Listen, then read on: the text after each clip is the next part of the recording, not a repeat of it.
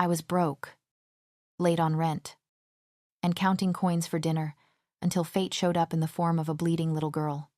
The city noir tone you describe, the rain isn't just falling, it's an assault. It sluices down the cracked glass of my tenement window, blurring the neon sign of the bodega across the street into a bleeding watercolor of red and green. Inside, the only light is a single, flickering yellow bulb above my sink. I'm holding her, this small, impossibly light child.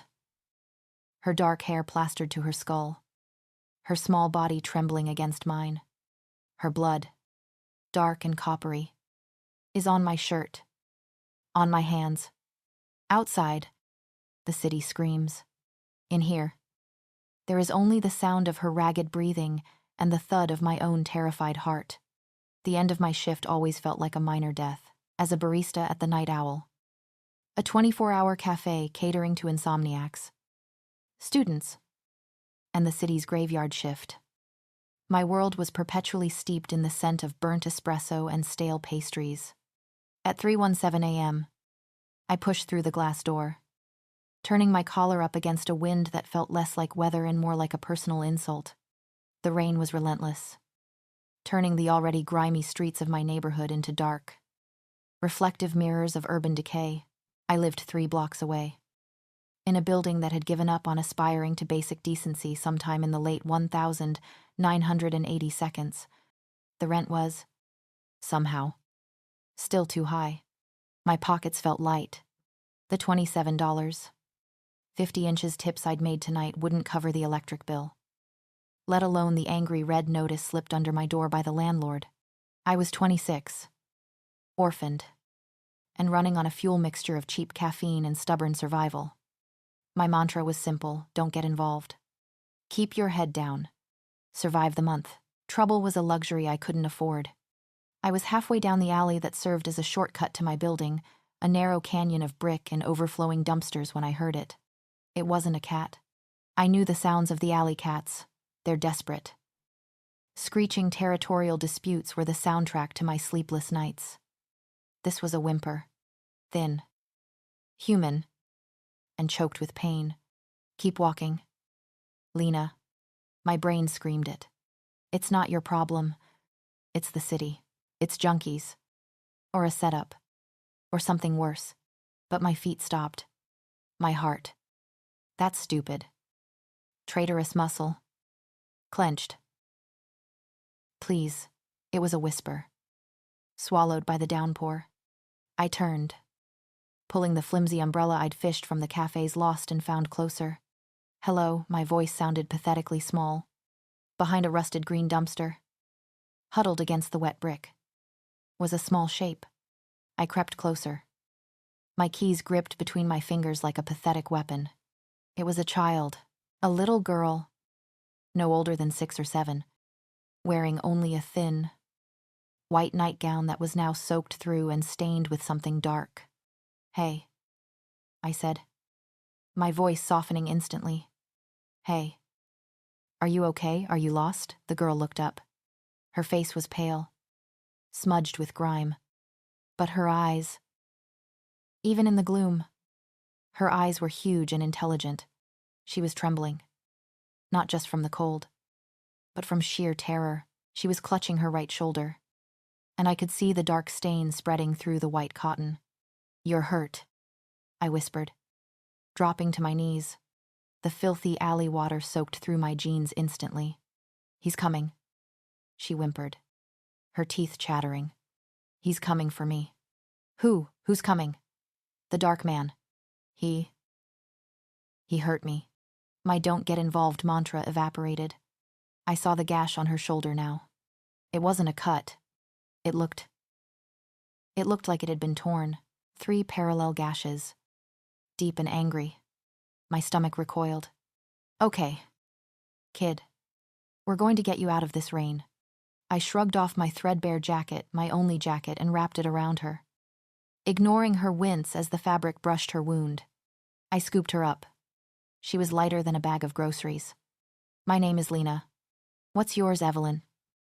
She whispered, burying her face in my neck. My apartment. #4B. was a single room with a kitchenette and a bathroom where the showerhead only worked if you cursed at it. It was cold, but it was dry. I set Evelyn down on my bed, which was also my couch, and cranked the ancient radiator, praying it would hiss to life. All right, Evelyn, we need to look at that shoulder.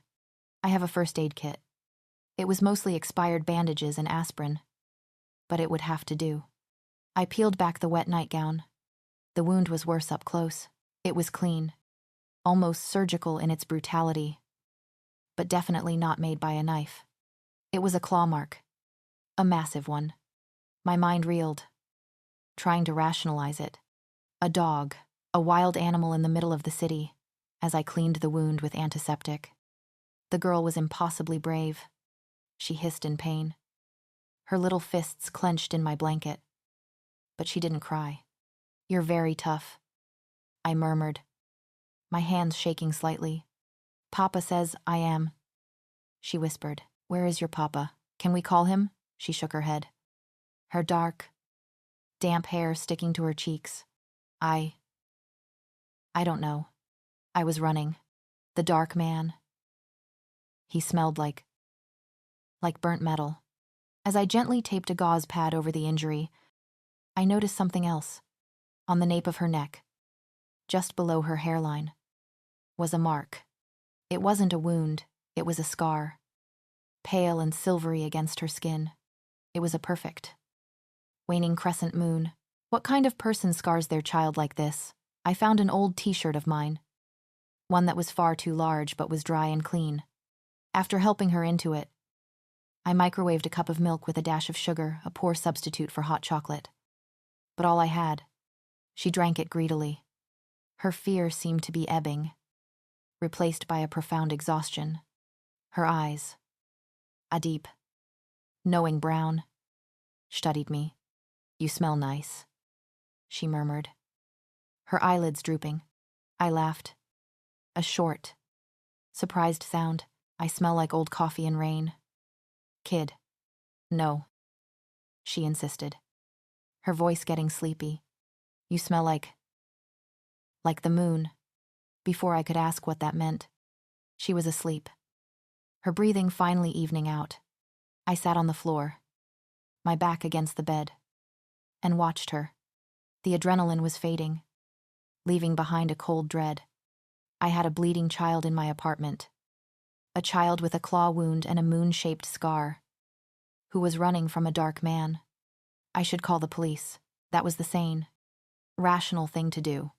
But as I looked at her, so small and peaceful in my bed, her words echoed in my head. He's coming for me. What if the police were the wrong people to call? What if he found her? My intuition. A quiet voice that had saved me from more than one bad situation told me to wait. Just wait until morning. The radiator finally clanked to life, filling the room with a dry, metallic heat. The rain hammered against the glass. I pulled my knees to my chest, suddenly feeling the bone-deep chill of my wet clothes. I was tired. So tired. I must have dozed off, my head resting on the edge of the mattress. I don't know what woke me. It wasn't a sound. It was a feeling, a shift in the air, the feeling of being watched. My eyes snapped open. The room was dark, save for the weak yellow streetlight filtering through the blinds. I rose slowly, my muscles screaming in protest, and moved to the window. I parted the cheap plastic slats, my heart pounding a heavy, muffled drum against my ribs.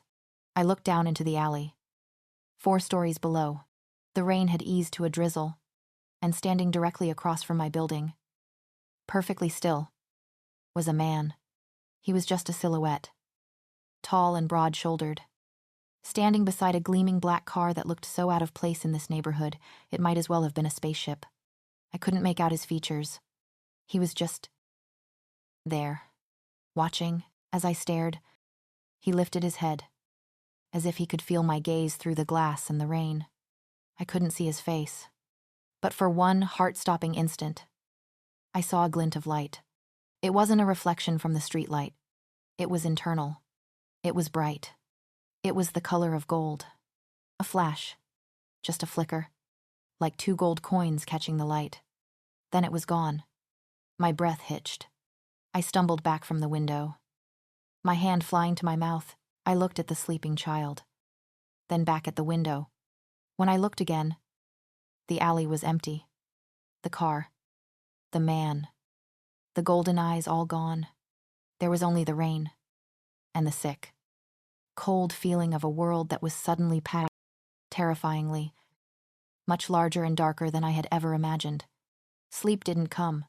I spent the next few hours in the rickety armchair by the window, watching the gray, greasy light of dawn seep into the city. Every creak of the building, every siren in the distance, sent a jolt through my system. The golden eyes were burned into my retinas. Evelyn was still asleep. Her small face relaxed for the first time. The terror of the night seemed a world away in the daylight. But the reality of the situation was settling in. I had a missing child. I had to call the authorities. My intuition was one thing. But this was kidnapping. Even if it was well-intentioned. I was rehearsing what I'd say to the 911 operator when the knock came. It wasn't a knock. It was a summons. 3 heavy, measured thuds that didn't just rattle my flimsy door. They seemed to vibrate in my bones. It was the sound of absolute authority. I froze. Evelyn stared, her eyes fluttering open. She sat up, clutching my t-shirt, and looked at the door with the same wide-eyed terror as the night before. "Lena," she whispered. Thud. Thud. Thud. Who is it?" I called out. My voice trembling. There was no answer. Just silence. Heavy and expectant. "Stay here," I told Evelyn, pointing to the bathroom. "Go in there. Don't make a sound."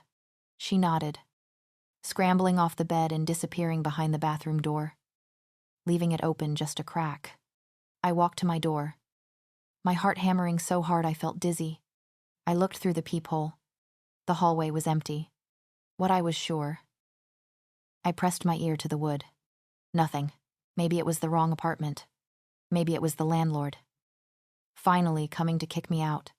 I unlatched the deadbolt, the cheap one I'd installed myself, and opened the door an inch. He was there. I hadn't seen him in the peephole because he wasn't standing in front of the door. He was standing beside it, flush against the wall, out of sight, waiting. My breath caught. It was the man from the alley, but he was no silhouette. He was terribly, overwhelmingly real. He was tall, well over 6 feet, and filled the narrow, peeling hallway with a presence that felt dense. He wore a flawlessly tailored black suit, the kind you only see in magazines, without a single drop of rain on the expensive wool. It was impossible. He was perfectly dry. His hair was jet black, cut short and severe, and his face was all sharp angles and unforgiving planes. He was, in a cold, classical way, the most handsome man I had ever seen, and the most terrifying, his eyes. Though, they weren't gold now. They were a deep, piercing shade of blue-gray, as cold and turbulent as the North Atlantic. They scanned me from head to toe. A quick, dismissive assessment that made me painfully aware of my slept-in t-shirt, my bare feet, and the cheap linoleum floor. "I am looking for my daughter," he said. His voice was a low-timbered rumble, smooth as velvet but with an iron core. It wasn't a question. It was a statement of fact. I don't know what you're... Do not lie to me." The command sliced through the air. It wasn't loud, but it carried an inherent power that made my knees weak. He didn't just speak, he projected. "I can smell her. She is here." Smell her, before I could process that. The bathroom door flew open. Papa Evelyn ran out, a look of pure, unadulterated joy on her face, and launched herself at the man. The man's cold demeanor shattered. In one fluid motion, he dropped to one knee and caught her, wrapping his arms around her small body, burying his face in her hair. The transformation was shocking. The formidable, terrifying stranger was gone, replaced by a father. his entire body language screaming relief and desperate love. "Evelyn," he murmured, his voice thick. "Are you hurt? Did he touch you, the dark man?" "He scratched me," she whispered, pointing to my bandage. "But she fixed it. The moon lady fixed it." The man's head snapped up. His eyes met mine over Evelyn's head. The coldness was back, but now it was mixed with something else. Confusion. Suspicion. He stood, lifting Evelyn effortlessly with one arm, settling her on his hip. She clung to him like a baby koala. He scanned my tiny, squalid apartment, his gaze lingering on the empty milk cup, the gauze wrapping on the counter, the blanket I'd used to cover her. "You brought her here," he stated. "She was in the alley." I said, finding my voice. It sounded thin. She was hurt and scared. I was going to call the police this morning. You did not call them last night. She said someone was coming for her. I didn't know who to trust. His gaze was unsettling. He was looking at me. But it felt like he was reading me. Like he could see the $27, 50 inches my pocket, and the fear I'd felt by the window. "You gave her shelter," he said, his tone flat. "You bandaged her wound. My family is in your debt. I don't want anything," I said quickly, shaking my head. Is she okay? What happened? That is my concern. Not yours." The wall was back up, impenetrable. He reached inside his suit jacket and pulled out a checkbook. My stomach twisted. "No," I said, putting a hand up. "Please. I don't want your money. I'm just glad she's safe." He paused, his pen hovering over the check. He looked at me again. And this time, the confusion in his eyes was palpable. He clearly wasn't used to people refusing his money. He wasn't used to people like me at all. He put the checkbook away. "My name is Adrian Wolf." The name hit me like a physical blow.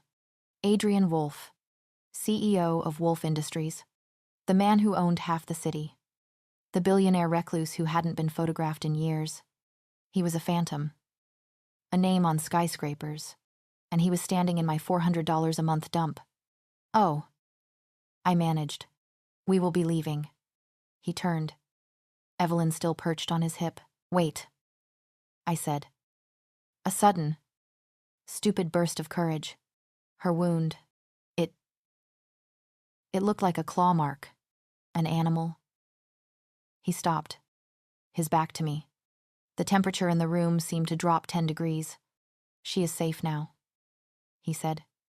His voice clipped. "But..." He turned, slowly, and I saw it again. It wasn't a trick of the light this time. We were indoors. The only light from my cheap yellow bulb. His eyes, his cold, gray-blue eyes, flickered. The color bled out of them, replaced by a swirling, molten gold. It was incandescent, predatory, and utterly inhuman. It lasted only a second, a pulse of raw power. Before receding back to gray, I took an involuntary step back, my hand flying to my chest.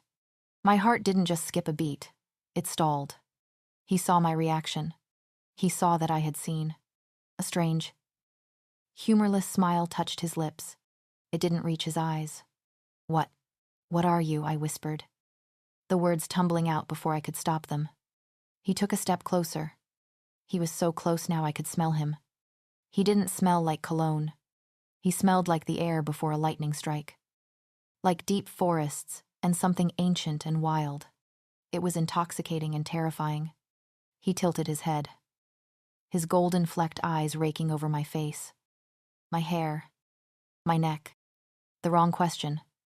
Miss Tran," he murmured, his voice a predator's purr. What are you?" He knew my name. I'd never told him. Before I could speak, he was gone. He didn't just walk out. He vanished from the doorway. His movements too fast, too fluid. I stumbled into the hallway. It was empty. I ran to the window. The alley below was empty. The black car was gone. There was no sound of an engine. No slamming door. Just the distant, familiar siren and the drip of water from my leaky faucet. I leaned against the wall, my legs giving out. I slid to the floor. My mind reeling, I looked at my hands. They were still stained with a child's blood. And on the air, faint but distinct, lingered the scent of ozone and pine. He smelled her. He knew my name. His eyes. My don't get involved life was over. I had seen the monster that hid inside the billionaire.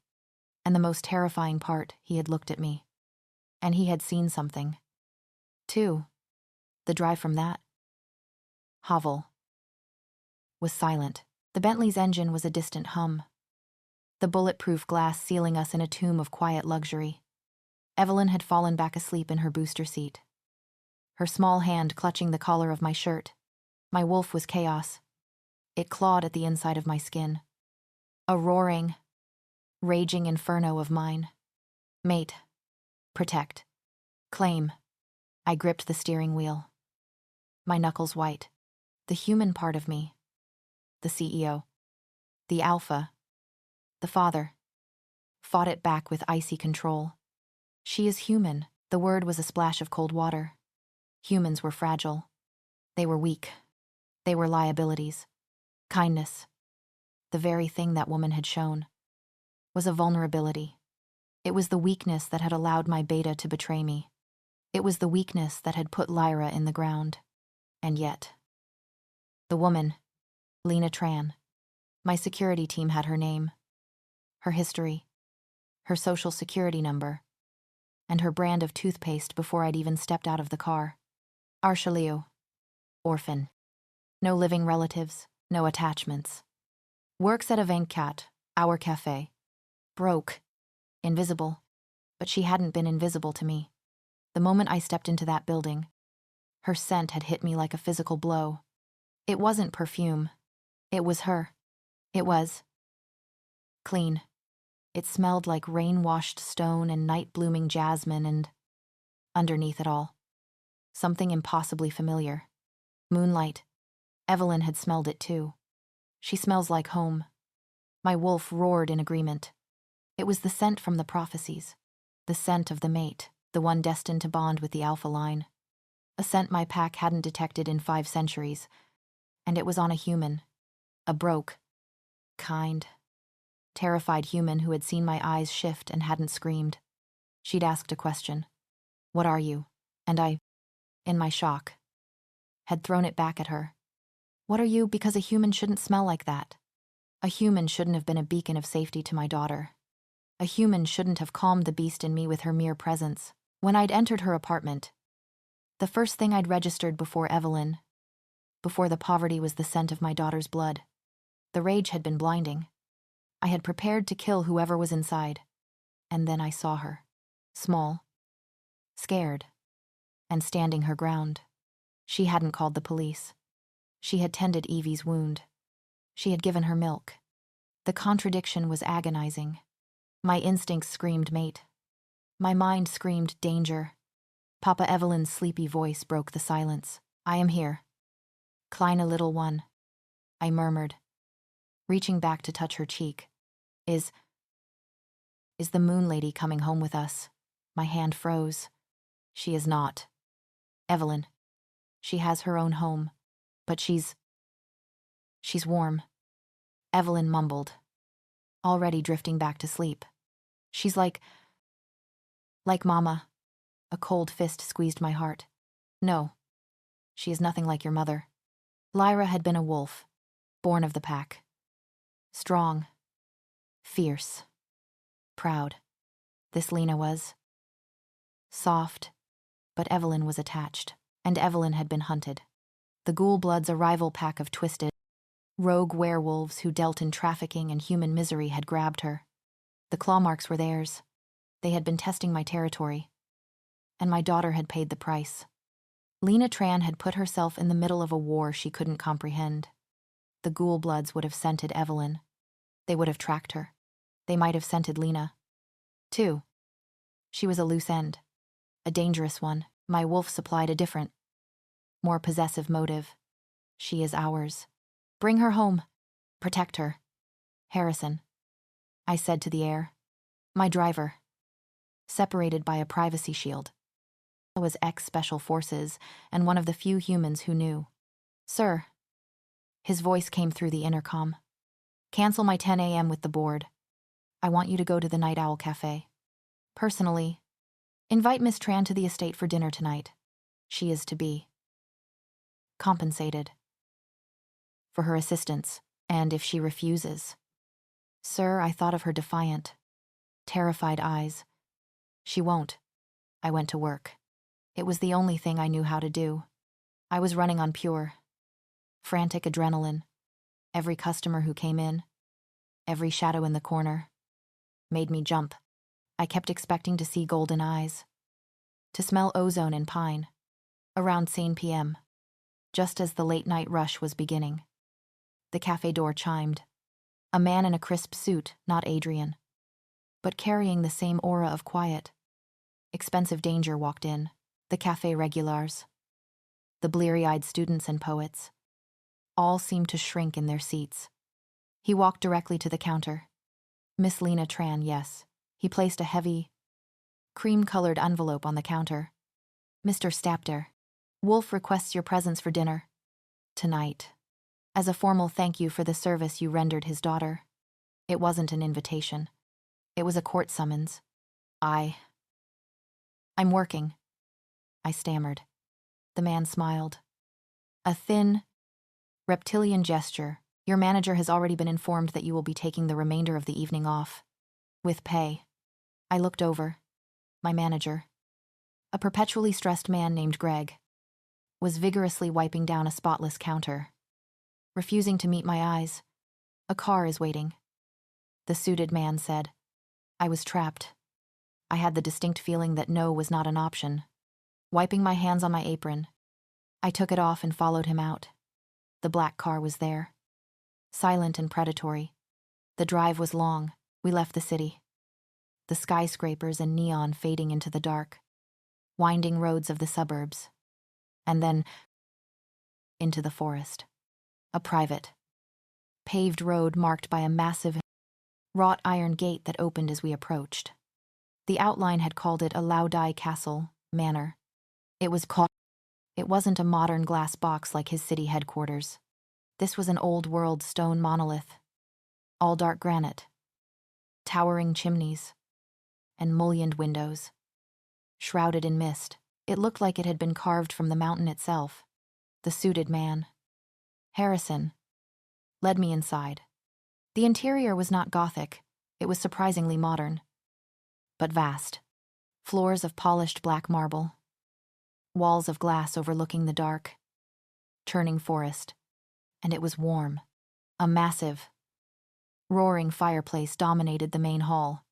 Lena Evelyn came tearing down a grand staircase, this time dressed in clean pajamas, her hair brushed. She launched herself at me, wrapping her arms around my legs. You came, I told Papa you would. I found myself smiling, the fear easing, replaced by a genuine warmth for this strange little girl. I knelt and hugged her. Of course I came. How's your shoulder? It doesn't hurt anymore. Papa's doctor fixed it. Evelyn, do not accost our guest. Adrian Wolf stood at the top of the stairs. He wasn't in a suit. He was wearing dark trousers and a simple black cashmere sweater. The casual clothes only made him look more imposing, more like a panther at rest. He descended the stairs, his movements fluid and silent. Miss Tran, thank you for coming. You didn't really give me a choice, I said, then bit my lip.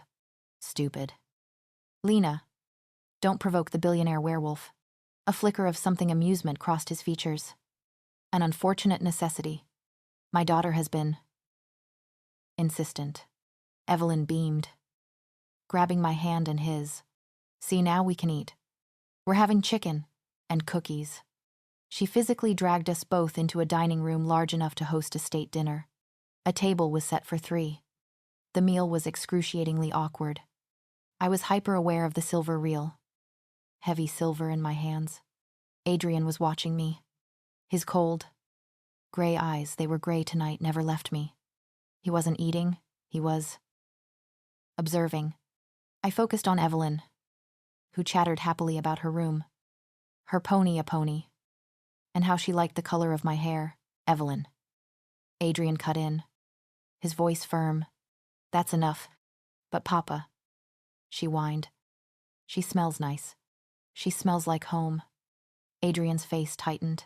The outline was right. Unsa aganba, he fears attachment. He looked profoundly uncomfortable. His jaw clenched. He was afraid for his daughter. And maybe of me. Evelyn. Why don't you go ask Mrs. Davies to bring out the cookies, he said. Okay, she scrambled off her chair and ran from the room. The silence she left behind was deafening. It was just me. The alpha. And the roaring fire. She's a great kid. I offered, lamely. She is. Trusting, he said. It is a quality I find. Dangerous. Kindness isn't a danger. Mr. Moddard. Wolf. Isn't it his eyes met mine? And the coldness in them was absolute. Kindness is a luxury for those who have never seen what the world truly is. It is a naivete that gets people killed. I thought of my parents. Killed in a simple car accident. I thought of my life. Or, I said softly, it's the only thing that keeps us human. He stared at me. His expression unreadable. The air between us was thick with unspoken things. His gaze dropped to my throat, and I felt a blush creep up my neck. He was right. I was naive.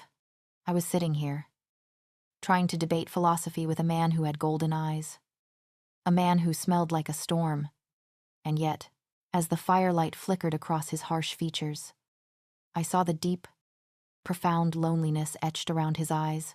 The outline said his eyes light softened. They did. Just for a moment. The alpha was gone. And there was just a man who was tired. He looked away, breaking the spell. Echoely. The scent on your skin. It is familiar. I don't wear perfume. It's probably just coffee. No, he said, his voice low. It's not coffee. He leaned forward slightly, and my pulse hammered. His nostrils flared. Just barely. I had the insane, primal urge to bare my throat. What is wrong with me? Her scent calms the beast. The outline had hinted. I could feel it. The tension in his shoulders was easing. The predatory focus was blurring into something else. Something deeper. Panang alpha nyan ralin hundit. The alpha instinct recognizes the fated soul. He didn't know what it was. And I definitely didn't. But we both felt it. A string. Pulled taut between us in the firelight. You should stay, he said abruptly. What here no? I can't. I have to. You are in danger. Miss Tran. He cut me off. The people who took Evelyn. They are not ordinary criminals. They tracked her to your apartment complex.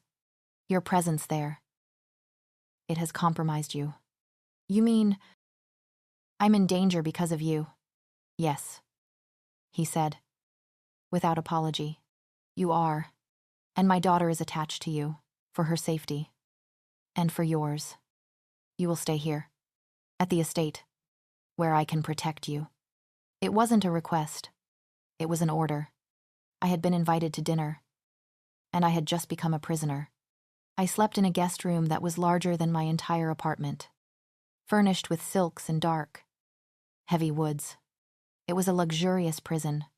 I spent the first day in a daze, shadowed by Harrison, the silent driver. I was fed exquisite food, offered books I couldn't concentrate on, and given sympathetic, tight-lipped smiles by a housekeeper named Mrs. Davies. I was a pet, a problem, a loose end. Adrian, thankfully, was gone. He'd left before dawn, vanishing back to his city tower, his boardrooms, and his billion-dollar deals. He left me in his fortress of stone and forest. with his daughter as my only anchor to reality. Evelyn, unaware of my status as a captive, was delighted. She treated me as a new Mariance. Fascinating playmate. She showed me the stables, the gardens even in the autumn chill. They were meticulously kept. And her playroom, which was stocked with more toys than a department store. Papa says we have to stay inside the stone walls today. She told me on the second afternoon. We were in the library, a 2-story cavern of books and leather. Why, I asked, my nerves prickling. The woods are loud, she said, her small face serious. He says the bad men are still out there. A cold dread settled in my stomach. The dark man who smelled of burnt metal. The ghoul bloods. Lena Evelyn's voice was small. She had stopped playing with her dolls and was staring out the massive glass window at the tree line. The sun was beginning to set, painting the sky in violent streaks of orange and purple. What is it? Sweetie, there's someone in the trees.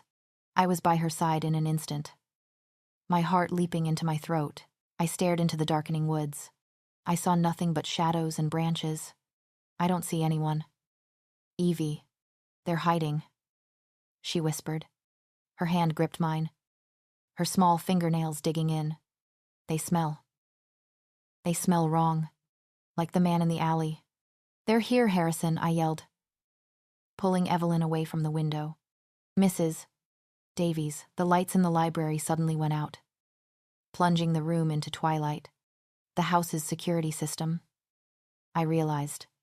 A lockdown. Evelyn screamed. It's okay. I've got you. I scooped her up, my heart racing. A heavy thud echoed from the terrace outside. Then another. They were on the grounds. Suddenly, Adrian was just there.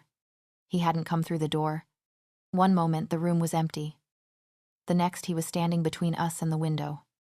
A dark silhouette against the dying light. He must have come from his study. He was still in his suit. But his tie was gone.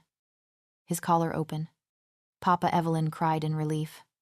Lena, take Evelyn. Get to the panic room. Now, he commanded. His voice a low, dangerous growl. Where is it, Mrs.? Davies knows. Go, he was staring out the window. His body coiled like a spring. What about you, go, he roared. As I turned to run, grabbing Evelyn's hand. A new sound split the air. The sound of shattering glass. It didn't come from the library, but from the atrium down the hall. They were inside. Change of plans. Adrian snarled. He grabbed my arm. The main hall. Stay behind me. He propelled us out of the library and into the vast, marble-floored foyer. It was dark, lit only by the emergency lights. And they were there. 3 of them. They were men. But wrong. Their limbs were too long. Their faces twisted into lupine snarls. They wore tactical gear. And their eyes glowed with a sick, reddish light. They smelled of copper, sulfur, and burnt metal. Ghoul bloods. Well, the leader sneered. He held a large, wicked-looking knife, laced with a metal that glinted silver. The mighty Alpha, hiding behind a human woman and a cub. You should not have come here. Adrian's voice was deathly calm. We just want the girl. And the new pet. The ghoul blood grinned, his eyes landing on me. She smells. Interesting. Evelyn was sobbing behind me. I pushed her further back. You will not touch them, Adrian said. Or what? Wolf, you'll bleed on us. The leader laughed. No, Adrian said. He unbuttoned his suit jacket. His movements deliberate. I will end you. And he changed. The outline had said kumkiep, horrifying. That wasn't the word. It was visceral. It was impossible. It was the sound of a dozen bones breaking and resetting at once. His body contorted. His shoulders broadening. His spine elongating. Black fur erupted from his skin. His face. His face tore itself apart. His jaw stretching. Fangs descending. It took less than 3 seconds, where the billionaire had stood. There was now a monster. It was a wolf. Yes. But a wolf that stood nearly 8 feet tall on its hind legs. It was a nightmare of muscle and claw and midnight black fur. And its eyes, they were burning. Solid gold infernos. The ghoul-bloods, who had been arrogant seconds before, now looked terrified. They had come to hunt a man. They had found a god. The alpha roared. It was not a sound. It was a physical force. A shockwave of pure dominance that shook the marble beneath my feet and made my teeth rattle. Evelyn was silent. But she wasn't hiding. She was watching her father. The fight was not a fight. It was an execution. The alpha moved with a speed that blurred the senses. He was on the first ghoul blood before the man could raise his knife. A blur of black. A sickening crunch. And the man was thrown across the foyer. Striking the wall and collapsing, the other two attacked. Silver knives flashing. The alpha ignored them. He took a slash to the arm, a deep one. A hissed in pain. Silver-laced smoke rising from the wound. But he didn't slow. He grabbed the second man by the throat and threw him through the solid oak door. The leader, the last one, scrambled back, his eyes wide with terror. He dropped his knife and held up his hands. Wait, Mercy. Alpha, we were sent A bounty. The great wolf stalked toward him, its golden eyes promising a slow death. It sniffed the air, then growled deep in its chest. Papa. No, Evelyn suddenly screamed.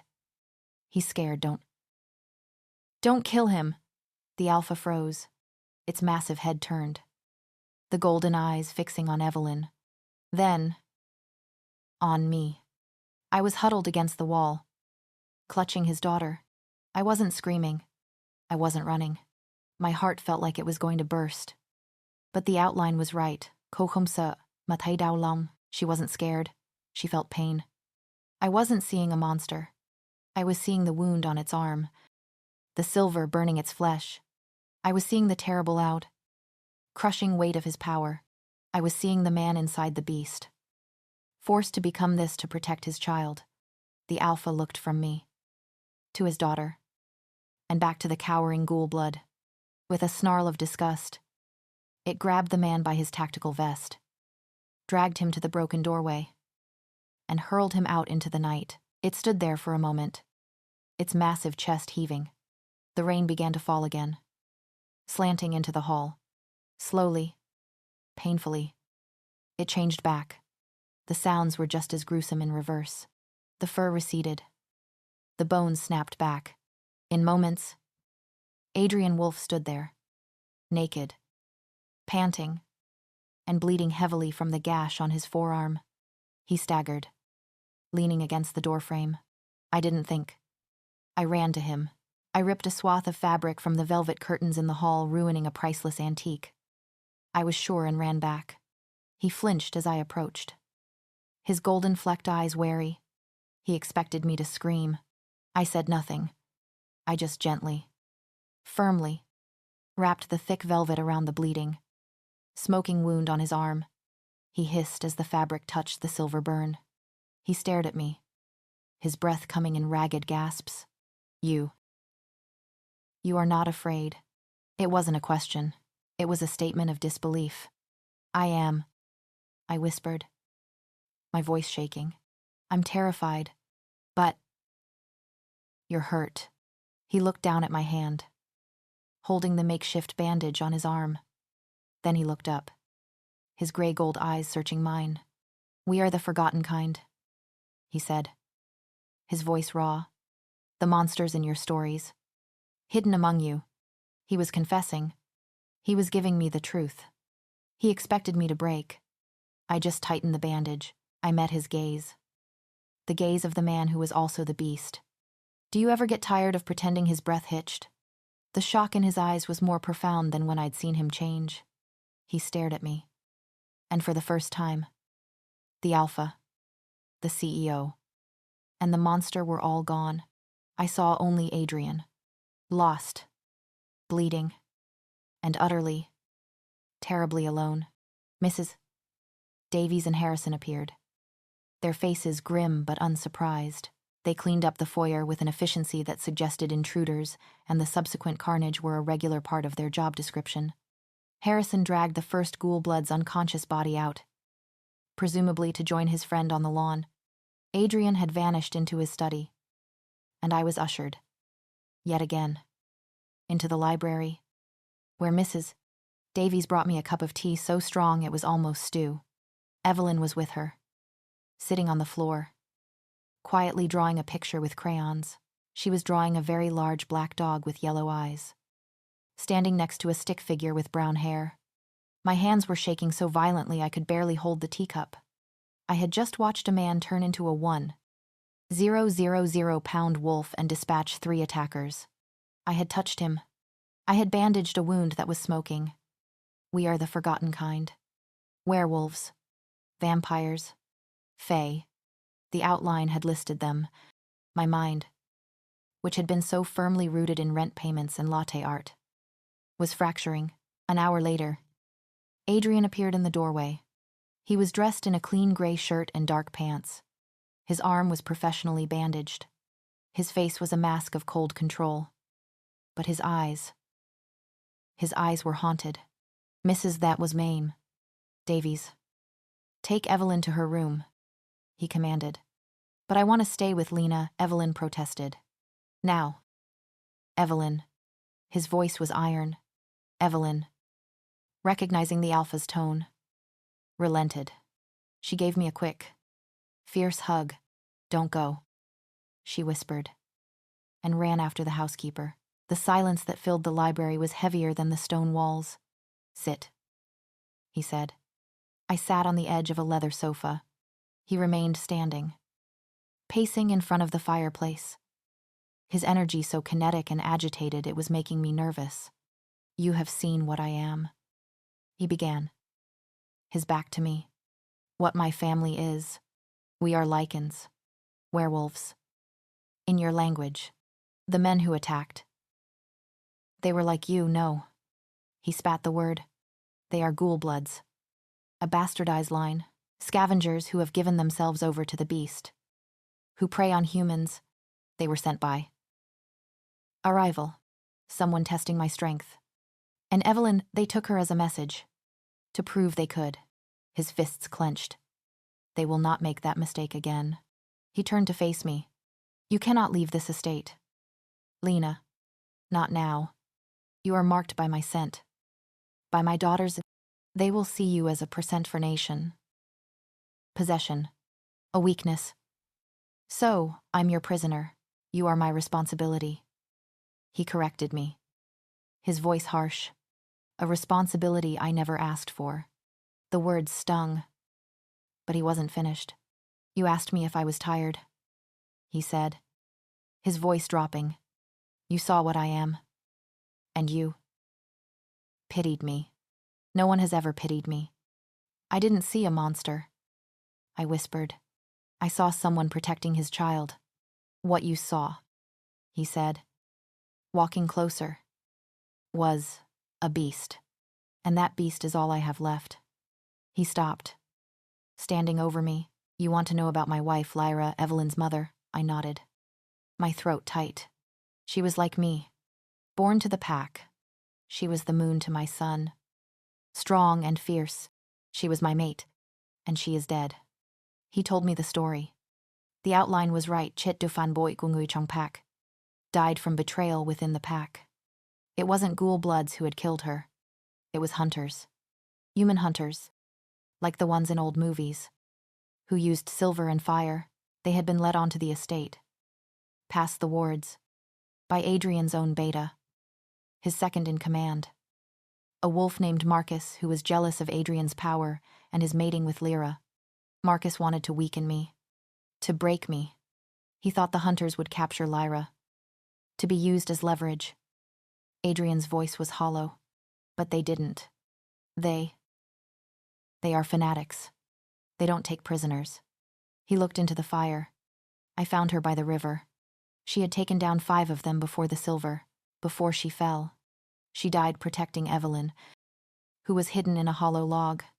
My hand flew to my mouth. A sob escaping. Adrian. I hunted Marcus down, he continued, his voice devoid of all emotion. I tore him apart with my own hands, and I learned the truth of my family, the truth I had been protected from. He turned, his eyes piercing me. My bloodline is not just strong, Lena, it is cursed. This was it, the core conflict. A Fey witch, millennia ago, was scorned by my ancestor. She cursed his line. The alpha of the Silver Moon Pack can love and mate only once. His soul is bound to his first chosen. If his mate dies. He paused, and the pain that rolled off him was a physical wave. If he loves again, he recited, as if from memory. If he dares to give his heart to another, that bond will not be one of creation. It will be one of destruction. The power of the alpha, unbalanced, will corrupt the new vessel. She will not be your salvation, but your end, and she will wield the power to destroy all you hold dear. That person will bring destructive power to the pack. I stared at him, the pieces clicking into place. His coldness, his isolation, his terror when Evelyn clung to me. When he felt that pull,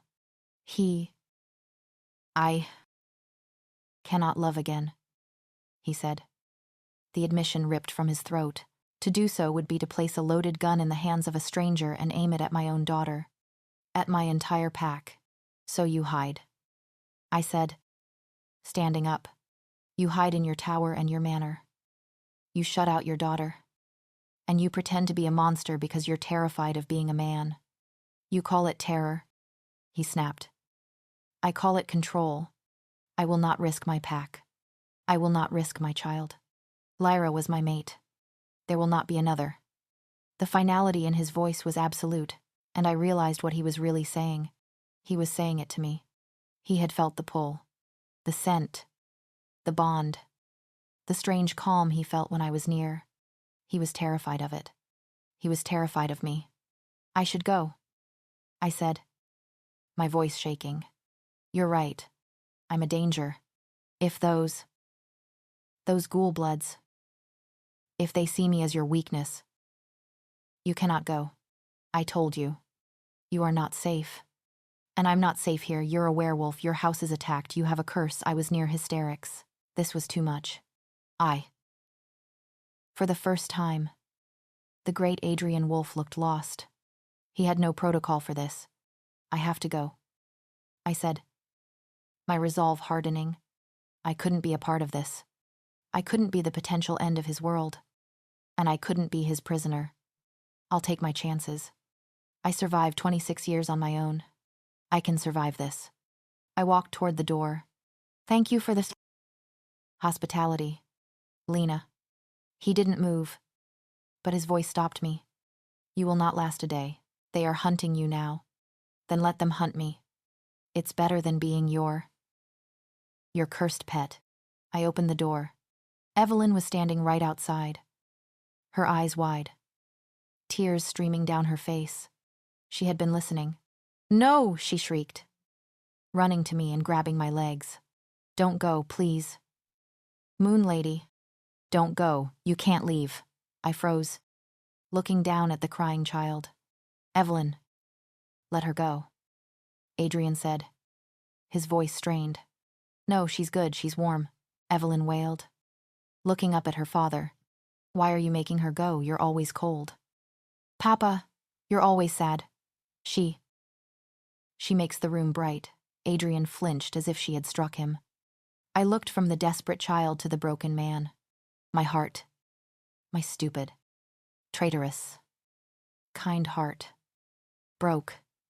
I knelt, prying Evelyn's arms from my legs and hugging her. It's okay. Evie, it's okay.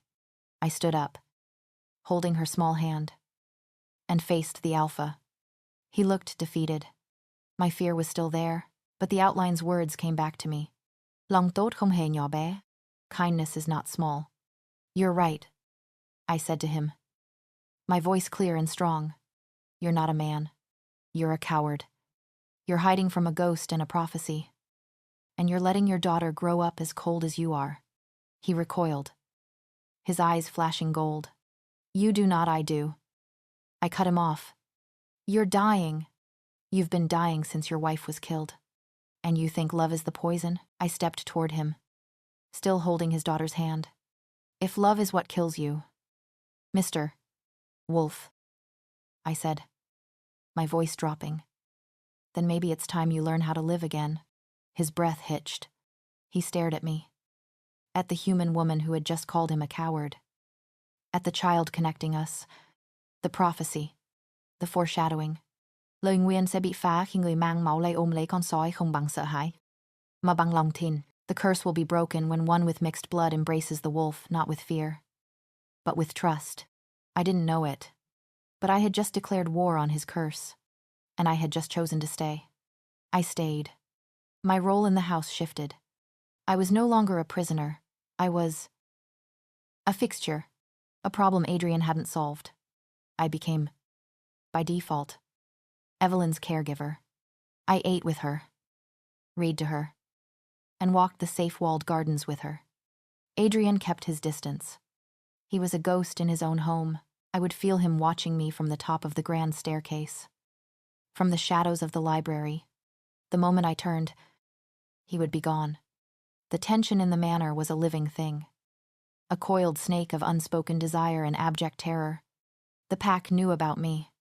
I would see them sometimes, on the edge of the woods, large, silent wolves, their eyes yellow, amber. Brown would follow me. They were curious, wary. They could smell their alpha's obsession, his conflict. They could smell me, the strange, human moonlight scent. The full moon was approaching. The Trungchan. The energy in the house grew frantic. Adrian became more volatile, his temper shorter. The air crackled with power. Papa gets loud. During the full moon, Evelyn told me one afternoon. We were in the kitchen, baking cookies, something Mrs. Davies had reluctantly allowed. Loud how his wolf is. "Closer," she said, dusting flour on her nose. "He has to go for a long run, with the pack." "Does it hurt?" I asked softly. "He says it feels good, like taking off a tight coat, but he's always sad after." That night, the moon rose. It was a perfect, blinding silver disk, flooding the estate with ethereal light. I couldn't sleep. The power Evelyn described was palpable, a low-frequency hum that vibrated in my blood. I stood at my bedroom window, which overlooked the back lawns, leading to the forest. I saw them.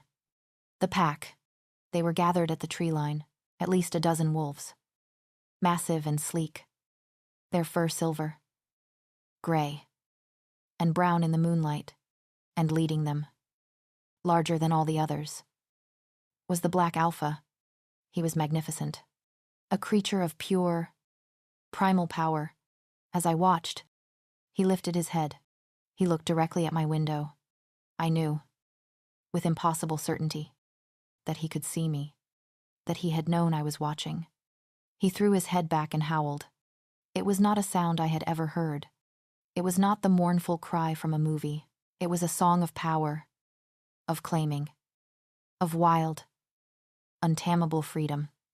It vibrated in my chest, and a strange, answering call echoed in my own soul. I wanted to run with them. The thought was so alien, so terrifying. I stumbled back from the window. What is wrong with me? The next day, Adrian was gone. He had left for the city, but the danger he'd warned me of had not forgotten us. I was walking with Evelyn near the stables. Harrison was 20 yards away, a silent sentinel. The ghoul bloods were gone, but the other threat remained. The hunters. They didn't come with guns. They came with silence. One moment, Harrison was there. The next, he was on the ground, a tranquilizer dart in his neck. "Lena, run," he gurgled. Before succumbing, 4 men emerged from the trees. They were not the twisted ghoul bloods. They were human. They wore simple, dark clothing and carried high-tech rifles. The alpha is gone, one said. His voice flat. It's just the pet and the cub. Evie. Run to the house now, I screamed, pushing her. She scrambled, but one of the men was too fast. He grabbed her. She bit him. Hard. He swore and backhanded her. Evelyn fell. Her lips split, and she began to cry. A rage I had never known existed detonated inside me. It was cold and white-hot. Get away from her, I snarled, stepping between the man and Evelyn. Look at this. The man sneered. The traitor, sleeping with the beast. You're a disgrace to your own kind. She's a child. I spat. She's a monster. He raised his rifle. Not at me, but at Evelyn. No, I launched myself at him. I was no fighter. I was a barista. He swatted me away like a fly. I hit the stone path. The air knocked from my lungs, my head cracking against the ground. Through a dizzying haze, I saw him level the rifle at my head. Pity. The alpha will grieve this. I heard a roar. It wasn't the wolf. It was the sound of a high-performance engine. Adrian's Bentley tore across the lawn, scattering gravel. It skidded to a stop, and he was out before it had even stopped moving. He must have been on his way back. He must have sensed it. He was in his suit. He was all man, and he was terrifying.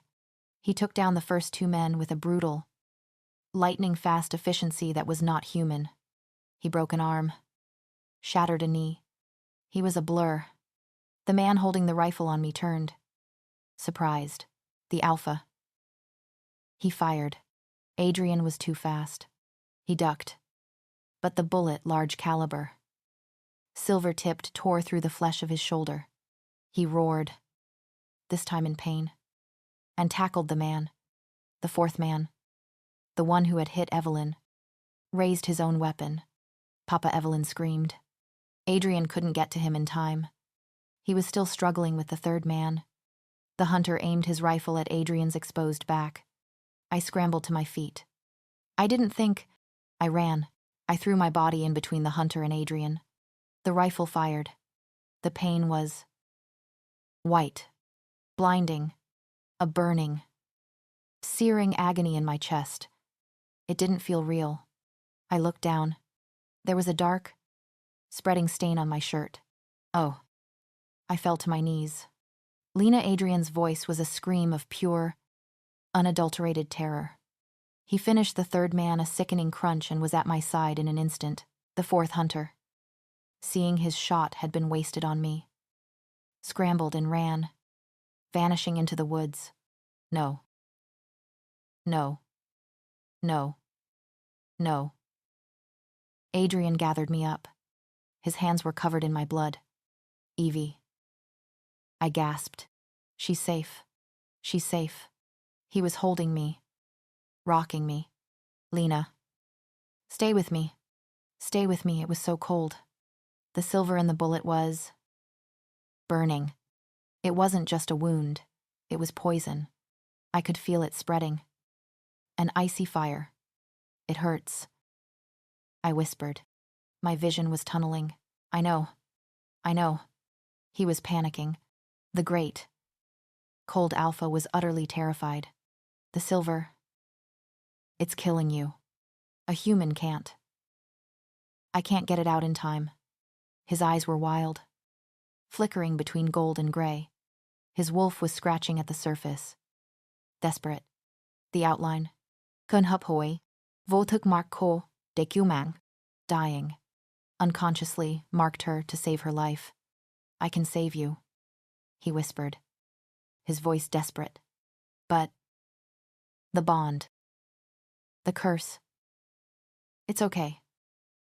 I gasped. I was dying. I knew it. No, he roared. It wasn't a choice. It was instinct. The alpha, his wolf, took over. He saw his mate, his second mate, dying in his arms, the same way Lyra had. He would not let it happen again. He bowed his head, Forgive me. He breathed, and he bit me. He buried his fangs in the soft flesh of my shoulder, at the juncture of my neck. It was not a kiss. It was not gentle. It was a claim. It was possessive, desperate, and agonizing. A scream was torn from my throat. It wasn't just pain. It was power. His essence. His wolf. His life force. Rushed into me. It felt like being struck by lightning. The icy poison of the silver burned away. Consumed by the golden fire of his bite, I felt his pain. I felt his grief for Lyra. I felt his raw, primal love for Evelyn. I felt his power, and he felt mine. He reared back, his eyes solid gold. He was howling, but he was in his human form. I felt the wound in my chest seal. The bleeding stopped. The pain vanished, replaced by a thrumming, vibrating energy. I looked at my shoulder.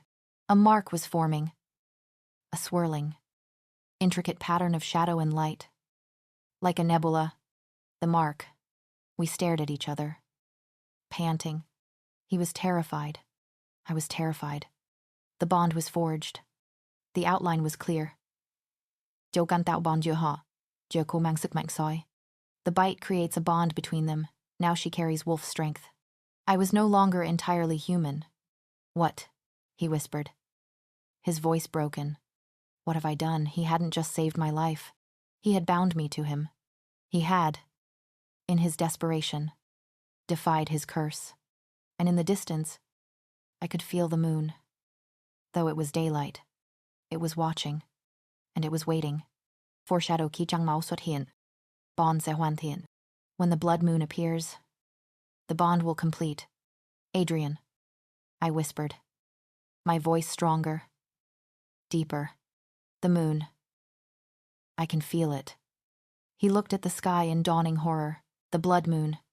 It's in 2 nights. The bond. It will try to complete itself. And the curse. It will try to kill us both. The 2 days following the mark were a fever dream. I was not human. Not anymore. My senses were ablaze. I could hear the panicked heartbeat of a rabbit in the forest. A mile away, I could smell the ozone of an approaching storm. Long before the clouds gathered, the colors of the world were so sharp, so vibrant. They almost hurt, and I could feel him. Adrian, he was a constant, thrumming presence at the edge of my consciousness. I felt his anxiety, his fear, his crushing guilt, and beneath it all, a dark, primal desire that mirrored my own. We were 2 magnets, forced together, and the proximity was agonizing. He couldn't look at me. He had confined himself to his study, the Alpha's office, a room I was not permitted to enter. He was fighting the bond. He was terrified of the curse. Evelyn, on the other hand, was ecstatic. You smell like Papa now, she declared, sniffing my neck where the mark, a beautiful, swirling silver and shadow tattoo, was now visible. The pack itself was in turmoil. Harrison had recovered, but the attack on the estate, the Alpha's desperate and forbidden mark on a human, had sent waves of panic through his wolves. I could feel their unrest, a low-level static of fear. They believed the curse. They believed I was the bomb that would destroy them. The hunters, the purifiers, were not done. They hadn't just run. They had retreated to regroup. On the second night, the night of the blood moon, a message arrived. It was an arrow, a modern carbon fiber bolt, shot into the massive oak door of the manor. Attached was a note. Harrison brought it to Adrian in the library, where I was sitting with Evelyn, trying to read her a story I couldn't focus on. Adrian read the note, and his face, already pale, turned to granite. What is it? I asked. He handed it to me. The human abomination is marked. The prophecy has begun. We will cleanse the Alpha's sin. Give us the girl, the traitor, by moonrise. Or we burn the forest. We will expose you to the world. We will end your line. They're coming, I whispered. They are. Adrian said, his voice flat. He looked at me, his eyes dead. They are coming for you. So what do? We fight? No, he said. This is my fault. I marked you. I broke the law of my line. An elder of the pack, a wolf named Elias, stepped from the shadows. He was old, his face a map of scars. Alpha. The pack is restless. They fear the human. They fear the curse. She is not, Adrian began. She is. Elias interrupted, his voice respectful but firm. The prophecy is clear. She will wield the power to destroy. The hunters are merely the instrument, so you'll just give me to them. I stood, my new strength making me tremble. The pack must survive. Elias said grimly. No. Adrian's voice was a low growl. The alpha was back. She is mine. She is marked. She is under my protection. We will fight. You will doom us all for a human, Elias challenged. She is not human, Adrian roared. She is. My mate. The word hung in the air. Electric and terrifying. He had said it. He had admitted it. The attack began. It wasn't a stealth operation. It was a full-blown siege. The purifiers were not a small band. They were a paramilitary unit. Explosions rocked the foundation of the manor. They were using silver nitrate charges to breach the outer walls. Elias, get the pack to the trees. Flank them, Adrian ordered. Harrison. Secure Evelyn in the panic room. I'm not leaving you, Evelyn screamed. Lena, take her. Adrian shoved his daughter toward me. Protect her. That is your only duty. What about you? I cried. I am the alpha. I will hold the line. He was already running toward the foyer. The transformation beginning. His clothes shredding as the black wolf emerged. I dragged Evelyn, who was screaming for her father, down the hall to the hidden door of the panic room. I pushed her inside with Mrs. Davies. Stay here. Lock it. Do not open it for anyone but me or your father, I commanded. Where are you going? She cried. To help your father. I ran back to the main hall. It was a war zone.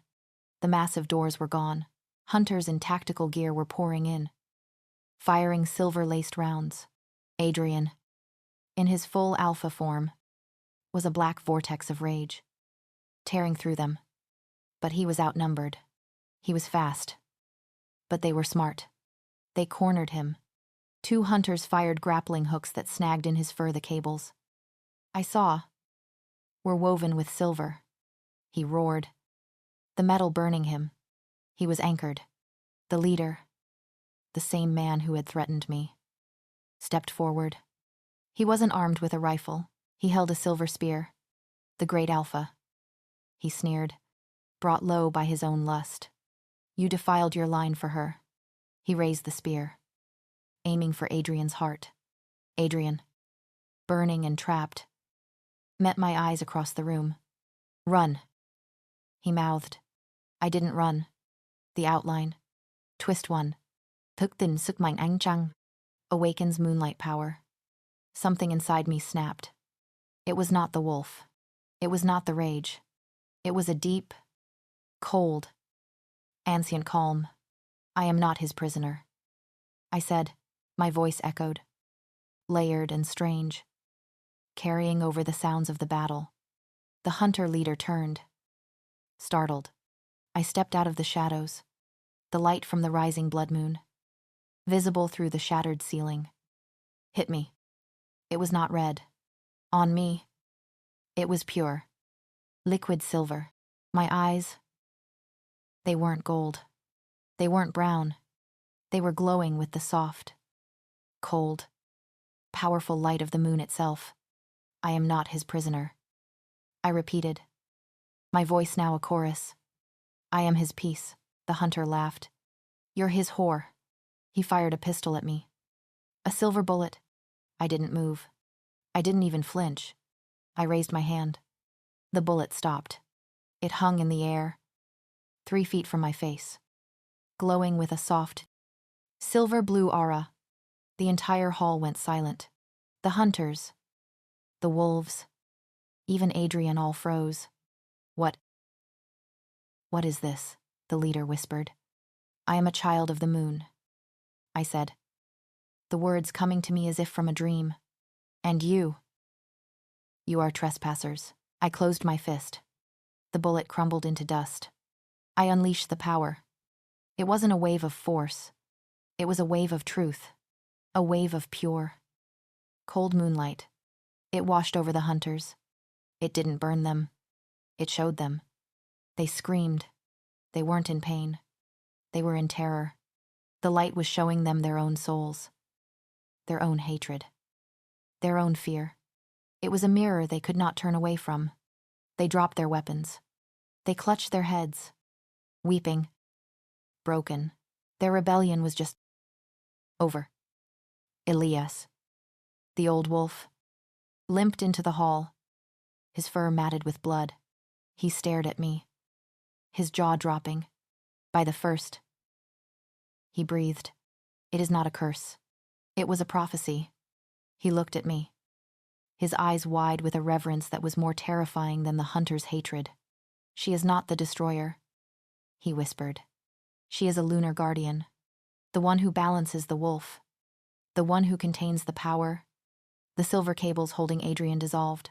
He staggered, shifting back into his human form, his eyes fixed on me. He was wounded, bleeding from a dozen cuts. He looked at me, at the silver light fading from my eyes. Lena. The power receded, leaving me breathless, exhausted. The blood moon was reaching its zenith, and I felt the curse. It hadn't been defeated. It had been waiting. Adrian cried out, clutching his chest. The bond, now supercharged by my awakening, was flaring, and the curse was fighting back, the prophecy. Elias gasped. The line would be destroyed and reborn by one who carries the moon's blood. The bond is too strong, it's killing him. Adrian collapsed, his body convulsing. The mark on my own shoulder felt like it was on fire. The curse was using our new, powerful bond as a conduit to destroy him. The battle was over. But the war for Adrian's soul had just begun. He lay on the marble floor, his body writhing, black. Shadowy tendrils of energy, the physical manifestation of the curse, were wrapping around him, suffocating him. His breathing was ragged. It's the bond, Elias said, his voice frantic. The power you awoke. Guardian. It is too much. The curse is twisting it, turning his own life force against him. He is dying. Gunyu chet vi bond guaman. Almost dead because the bond is too strong. What do? I cried, dropping to my knees beside him. I could feel his pain through our link. It was a cold, sharp agony. The mark is a one-way street, Elias explained, his ancient eyes filled with sorrow. He claimed you to save your life. His wolf marked you. But you have not claimed him. The bond is incomplete, unbalanced. The curse is feeding on the vacuum. How do I claim him? You are the guardian. You must share your soul. You must accept the wolf. All of it, the man and the beast. You must bind his soul to yours. Not with his power, but with yours. Elias looked at me. It may kill you, or it may save you both. The choice is yours. I looked down at Adrian. He was fading. His eyes fluttered open. The gold dimmed, the gray cloudy. Lena. He gasped, his hand, shaking, found mine. Run. The curse. It will take you. 2. Run. He was still trying to protect me. Even now, as his life was being torn apart. The blood moon was at its absolute peak. A crimson eye staring down through the broken ceiling, bathing us in red light. I'm tired of running, I whispered. I leaned down. His skin was ice cold. I remembered his line from the library, if love kills you, then maybe it's time you learn how to live again. You taught me that, I whispered. Now it's my turn. I touched his face. I poured all the light, all the warmth, all the peace that I had just discovered within myself, into that touch. And I kissed him. It was not a kiss of passion. It was a kiss of soul-deep acceptance. It was the hon an trang kiss him in the moonlight. I wasn't just kissing the man, I was welcoming the beast. I was accepting the alpha. I was claiming my mate. I pushed my soul, my light, my peace, down the bond, into the cold darkness that was consuming him. A shockwave erupted from our point of contact. It was not light, not sound. It was emotion. I saw it. A vision. The Fey Witch. Millennia ago. My ancestor. A lunar guardian. Her love betrayed by his alpha. The curse was not a curse. It was a promise. A failsafe. Your line will walk in shadow. The witch had wept. Until the moon returns to embrace the wolf. Until the guardian forg. The vision shattered. Adrian inhaled. A deep, shuddering breath that felt like the mountain itself was breathing. The black tendrils of the curse dissolved, burned away by my silver light. He arched off the floor, his eyes flying open. And they were not gray. They were not flecked with gold. They were solid gold, pure, molten, and completely whole. The beast and the man, no longer at war. The alpha and the soul, united. The curse was broken. Cả hai hòa thành một linh hồn sói và người. The two merged into one soul of wolf and human. He stared at me. His golden eyes filled with a raw, profound awe. Lena, my name. It was not a question. It was a prayer. The power settled. The air in the room was calm. The siege was over. Papa, a small voice cut through the silence. Evelyn was standing in the doorway of the panic room. Mrs. Now. Davies behind her. She had disobeyed. She walked slowly, carefully, across the debris-strewn floor. She looked at the broken hunters, at the weary wolves, and at us. She stopped, looking at me and her father, kneeling on the floor. Our hands intertwined. A slow, wise smile spread across her face. You found her. Papa, she said.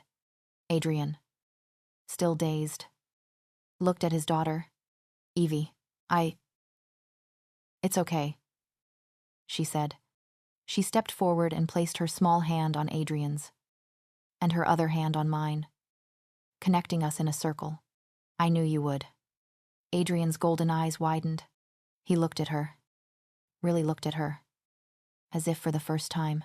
Lyra, he whispered, his voice breaking. Twist 2 rebirth of Lyra. Evelyn smiled, and for a fleeting second, her 6-year-old eyes held the ancient, loving wisdom of his dead wife. I just needed to make sure you were safe, she Lyra whispered, in a voice that was both child and woman. I couldn't rest. You were so cold. I needed you to find your peace. A tear traced its way down Adrian's cheek. You brought her to me. You led her. The smell of home. The smell of the moon.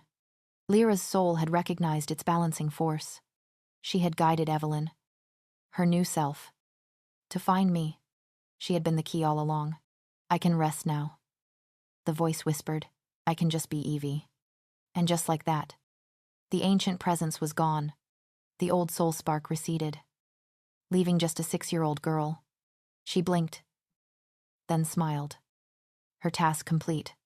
You're warm now. Papa, she said, climbing into his lap, nestling between us. Adrian wrapped one arm around her, and the other around me, pulling us both against his chest. He buried his face in my hair, and I felt the deep, rumbling purr of the wolf, whole and at peace for the first time in his life. The blood moon faded, leaving the calm, clean light of the regular moon behind. The curse was broken. The war was over. 1 year later, the rain is falling again, but it's not an assault anymore. It's a song. It's the sound of the forest drinking, of the world washing itself clean. I'm sitting in the library, my library, now in a soft armchair, A laptop open. The fire is roaring. The manor is no longer a fortress. It's a home. The broken walls have been rebuilt. The shattered oak door replaced. The pack is healthy. Strong.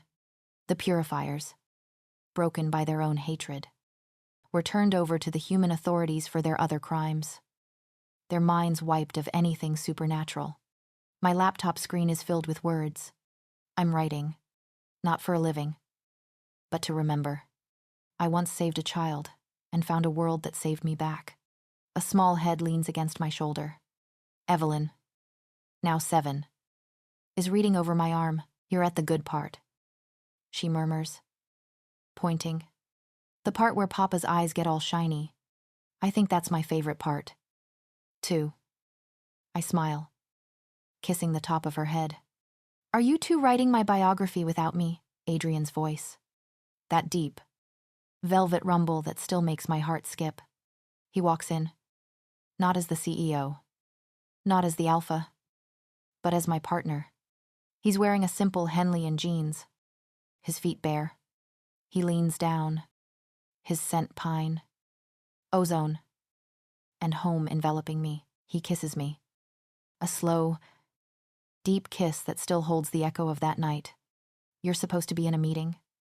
I murmur against his lips. I told them the market could wait.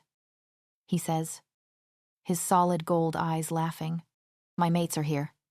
He scoops Evelyn up with one arm, and she shrieks with laughter. He sits on the arm of my chair, settling her in his lap. He looks at me, his gaze so full of love it still makes me breathless.